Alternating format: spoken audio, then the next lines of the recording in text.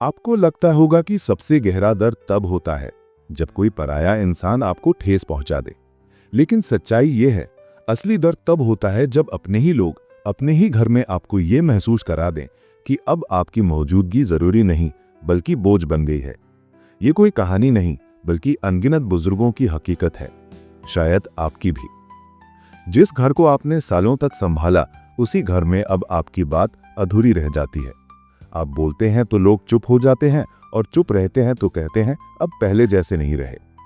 धीरे धीरे आप खुद से, अपने ही जीवन से दूरी बनाने लगते हैं। आज की इस वीडियो में हम बात करेंगे कैसे बिना किसी झगड़े या तकरार के आप अपने ही घर में फिर से सम्मान, सुकून और अपनापन वापस पा सकते हैं। और अंत में मैं आपके साथ साझा करूंगा एक 72 वर्षीय व्यक्ति की सच्ची कहानी, जिसने सिर्फ एक छोटी सी आदत से अपने पूरे परिवार का नजरिया बदल दिया। सबसे पहले जानिए वे 5 व्यवहार जो बुजुर्गों का मन तोड़ देते हैं। पहला, आपकी राय अब अहम नहीं मानी जाती। पहले आपके बिना कोई निर्णय नहीं होता था। अब जब आप बोलते हैं तो कहा जाता है अब जमाना बदल गया है बाबा। आप सोच में पड़ जाते हैं, क्या अनुभव की कीमत अब खत्म हो गई? दूसरा, आपकी याद सिर्फ जरूरत के वक्त आती है। पोते की फीस भरवानी हो, बैंक का फॉर्म भरना हो, तभी आपकी कुर्सी खींची जाती है। बाकी वक्त आप बस किसी कोने में रखे पुराने फोटो फ्रेम जैसे हैं, मौजूद पर अनदेखे। अपने घर में भी अब अपनी जगह नहीं बची। आपका कमरा, आपकी अलमारी, आपकी किताबें अब कोई भी बिना पूछे बदल देता है। धीरे धीरे आपको लगता है जैसे आप मेहमान बन गए हैं अपने ही घर में। चौथा, जब आप बोलते हैं तो कहा जाता है अब बहस मत शुरू करो।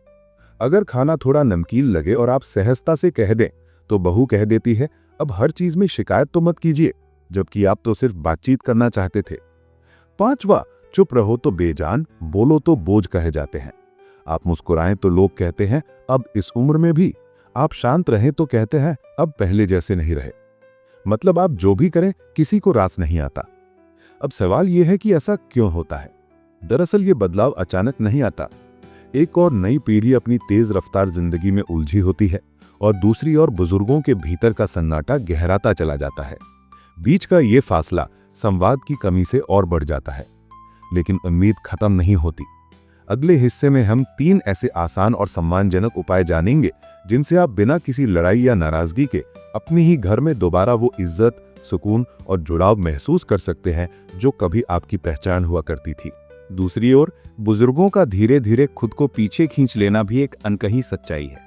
घरवाली ये नहीं समझ पाते कि उन्होंने सिर्फ वक्त नहीं बल्कि अपनी पहचान, सम्मान और कभी कभी अपनी आवाज भी खो दी है।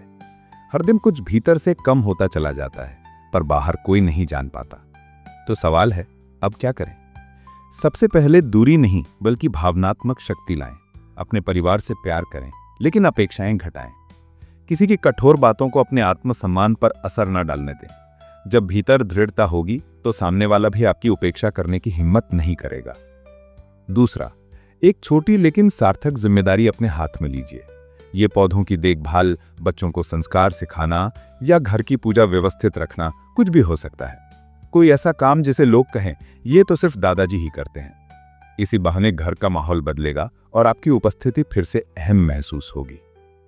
तीसरा, अपनी छोटी सी दुनिया बनाइए। मंदिर, पार्क, वरिष्ठ मिलन केंद्र या किसी नई कला की क्लास, कहीं तो खुद को फिर से जीने का मौका दीजिए। जैसे ही आप घर से बाहर निकलकर समाज से जुड़ते हैं, आपकी ऊर्जा लौटती है और जब आप खुद को महत्व देना शुरू करते हैं तो दुनिया भी वही करना सीख जाती है। अब एक प्रेरक उदाहरण, इंदौर के रहने वाले 74 वर्षीय सुरेश तिवारी जी, जिन्हें रिटायरमेंट के बाद लगता था कि परिवार उन्हें सिर्फ पेंशन लाने वाले के रूप में देखता है। एक दिन उन्होंने मोहल्ले के बच्चों को कहानियां सुनाने का काम शुरू किया। धीरे धीरे हर बच्चा उन्हें नाना सर कहने लगा। कुछ ही महीनों में परिवार का व्यवहार बदल गया। अब वही बेटा बहू हर शाम उनसे कहानी सुनने बैठते हैं, क्योंकि सुरेश जी ने एक बात समझ ली, जो खुद को जीवन से जोड़ लेता है वही सबके दिल से जुड़ जाता है।